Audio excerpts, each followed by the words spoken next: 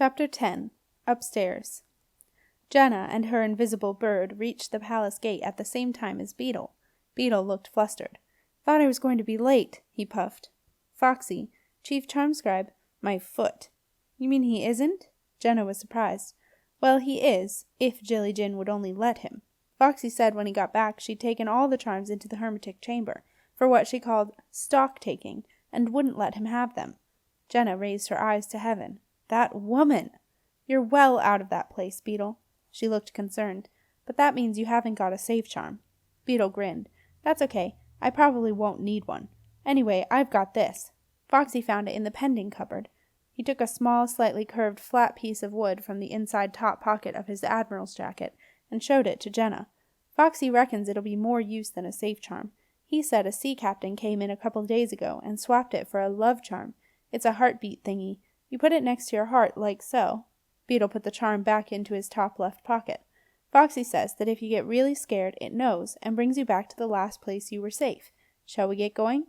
Beetle and Jenna walked up the palace drive under a dark cloud that had blown in from the port. Jenna did not want to meet Sarah right then, so she took the path around the back of the palace.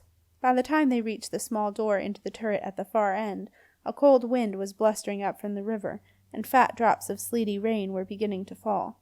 Jenna pushed open the door and they stepped inside. The door slammed in a sudden gust, the noise echoing down the long walk. It was unusually dark inside the palace. When Nico had at long last returned safely home, Jenna had celebrated having both Septimus and Nico in the castle once more, by asking Maisie Smalls, who lit the torches in Wizard Way, to live at the palace. In return for 2 rooms looking out on the river, and supper every night, Maisie had agreed to light a candle in every room in the palace, and to light the long walk with rushlights. But Maisie did not start Operation Light Up, as she called it, until a half-hour before sunset, and there was, despite the gloom, still more than an hour to go before then. Jenna always found the long walk, with its odd assortment of objects lining the walls, creepy, and that afternoon, in the failing light, she found it particularly so. So when Beetle took his old ice-tunnel lamp, one of his mementos from his time at the Manuscriptorium, and flicked on its eerie blue light, just as they passed a trio of grinning, shrunken heads, Jenna shrieked out loud, then clasped her hand to her mouth. "Sorry," she said, a little embarrassed. "Got a bit spooked." "Whoo!" said Beetle, in a mock ghostly voice, holding the light beneath his chin and grinning. "Oh, don't, Beetle! That's even more horrible!" Beetle swung the light away from his face, and shone it down the wide, amazingly long corridor. Strong as its beam was, it did not reach the end. "Actually, I feel a bit spooked too," he said, in a half-whisper. He glanced behind him. "I keep thinking something is kind of fluttering behind us, but I can't see anything." Jenna looked around too. She had felt the same thing, though she hadn't wanted to say anything. The word fluttering reminded her of the 2 little birds lying trembling in their boxes. Loudly, to reassure herself more than anything, she said, "No, there's nothing there." The unseen little bird rested a few minutes on one of the shrunken heads, its tiny wings tired with having to keep airborne for so long, and then continued following Jenna. They walked on quickly past the door to Sarah Heap's sitting room, and a door with Palace Pamphlets ink scrawled on it in chalk, which was Silas's office. Jenna was pleased to see both rooms were empty. They soon arrived at some narrow back stairs, and climbed up to the first floor of the palace. Here were mainly suites of private rooms at the rear of the building looking out over the river, and more public rooms, including the locked throne room, at the front.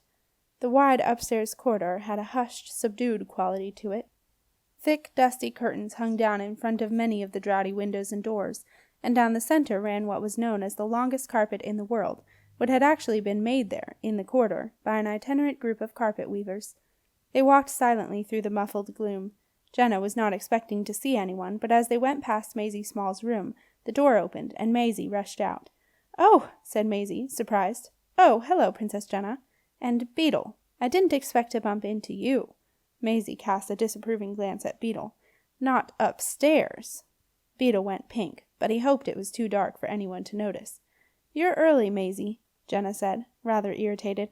"It's the longest night tonight, Princess Jenna. I have to get every torch lit by nightfall, and I always help out with some of the displays on the way. It's a crazy rush." Maisie took a small timepiece out of her pocket and consulted it hurriedly. Now then, I've lit all new candles upstairs, and Mr. Potts coming in to do the downstairs. You're all sorted." A loud spattering of sleet on one of the roof lanterns made everyone look up. "Shocking day to be out," said Maisie. "I must be off."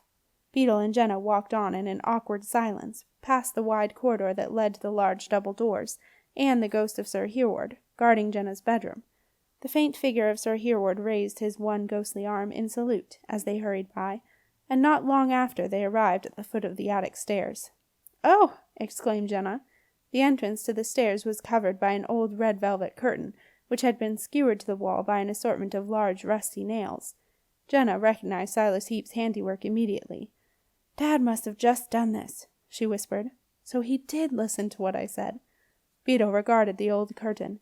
"It's a bit makeshift," he said. "That's Dad for you."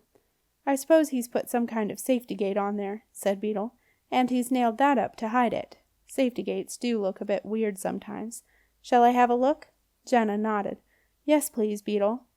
Beetle took out his pocket knife. He unfolded the tool for pulling long, rusty nails out of plaster, and set to work doing exactly that.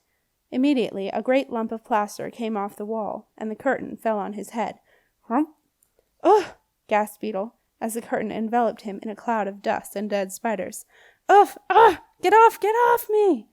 The curtain did not do as requested, and Beetle, convinced that he had been attacked by something nasty from the attic, began stabbing at it with his pulling long rusty nails out of plaster tool. "Ah! Help!" "Beetle! Beetle!" yelled Jenna, trying to pull the curtain off. "Beetle, stand still! Stop fighting!"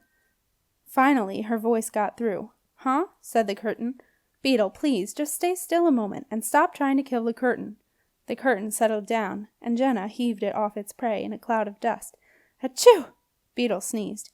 Jenna regarded the pile of shredded curtain on the floor. "Beetle 1, curtain 0, she laughed.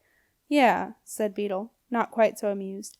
He dusted off his admiral's jacket, and then tentatively waved his arm through the gap that the curtain had covered. "There's no safety gate there," he said. "Or if there was, it's come away with the curtain. I suppose it could have been bonded to it. Come to think of it, it did tingle a bit when it landed on me. That's what made me think I was, well, being attacked. It wasn't panic, you know. It felt really weird. So, if Dad did put some kind of barrier up, and now it's gone, maybe we should go and tell him," said Jenna. "I could have a look first," said Beetle, badly needing to do something constructive after the curtain fight. "Well..." Unwilling to let his chance to impress Jenna slip away, Beetle headed up the stairs quickly, before she had time to say no. Jenna's voice came after him. "Beetle, maybe you shouldn't." Beetle stopped and turned. "It's fine," he said. "It doesn't look fine," said Jenna. She could see the familiar shifting darkness hovering at the top of the stairs. "I'll just have a quick look so that we can tell Marcia exactly what's going on," said Beetle. Jenna followed Beetle up the stairs. He stopped and barred her way. "No, Jenna," he said rather formally. "Let me do this. You did ask me, after all." Jenna looked past Beetle up to the top of the stairs. "But Beetle, that weird misty stuff is still there. I'd forgotten how scary it is. I think we should get Dad, or maybe even Marcia. I really do." Beetle did not want to give way. "It's all right," he insisted. "I said I'd have a look, and I will, okay?" There was something in the way Beetle stood that made him seem so solid, so commanding, that made Jenna step back. "Okay," she said reluctantly. "But please, be careful." "Of course I will." Beetle pulled out a long chain from his admiral's coat pocket, unclipped his timepiece, and placed it in Jenna's hand. "I'm only going to be a few seconds. I'll just have a quick look and see what's going on. If I'm not back in, 3 minutes, you can go and get Silas, okay?" Jenna nodded uncertainly. Beetle set off up the long, straight flight of stairs, aware that Jenna was watching his every move. As he drew closer to the top, a feeling of fear came over him, and he stopped. In front of him, no more than 3 steps away, was a wall of a shifting, dancing, swirling blackness, which clearly was not just late winter afternoon darkness, mixed with some old spell vapors that deep down Beetle had hoped it would be. "Can you see anything?" Jenna's voice drifted up to him.